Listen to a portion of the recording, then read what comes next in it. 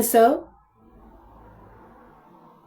going back to Nils Christie's 5 attributes, was I carrying out a project that could be seen as a very respectful one?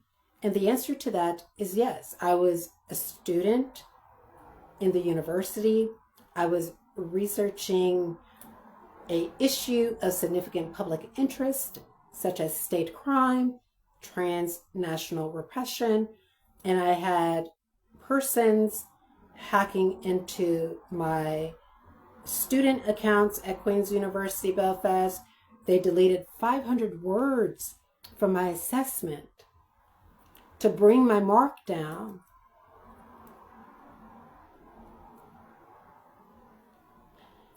And then in other instances, they were capturing the 2-factor authentication code. So for example, when I would go into put in the authentication code through that application, they would intercept that code and have me locked out of my student account for minutes. And I guess what they were doing was reading information within my student account or intercepting communications. And then I had to enter in another code. What is that? I had to enter in another code.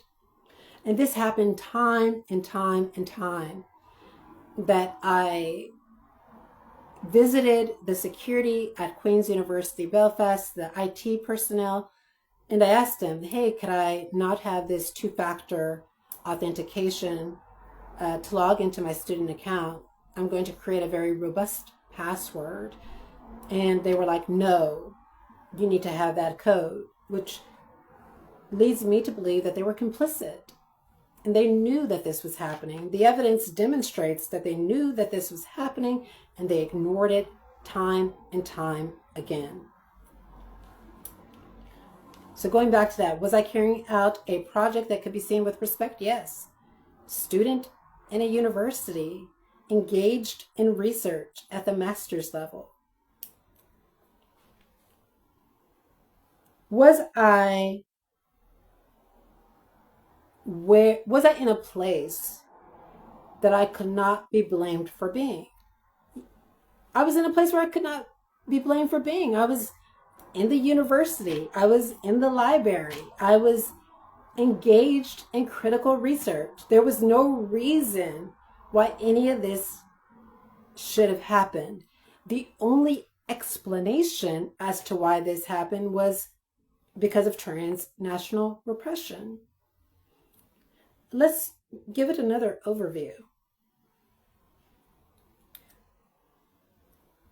Had this been primarily individual cyber hackers, that in and of itself would have not been enough to push me out of the university. Had this been a foreign nation that I had no connection to, meaning that I was not a citizen of or had not visited their country, there is no way that that could have been the impetus that compelled the university to put sanctions on me and to impede me from writing my dissertation. The credible evidence leads to the Irish government and the US government stopping my dissertation on transnational repression because this research was about them. And if we entertained the argument that a foreign nation engaged in this behavior, they only did it for the states that I was writing about. So let's say, for instance, we're entertaining the argument that this was somehow Israel or China or Russia or Turkey or whatever country you want to name, any country, Egypt, any country you want to name. Well, the United States and the Irish government gave them permission to do that. If that was an argument, I don't entertain that argument whatsoever. But if people want to entertain that argument, then they only could have engaged in that with the permission of the United States of America or the Irish government, Northern Ireland.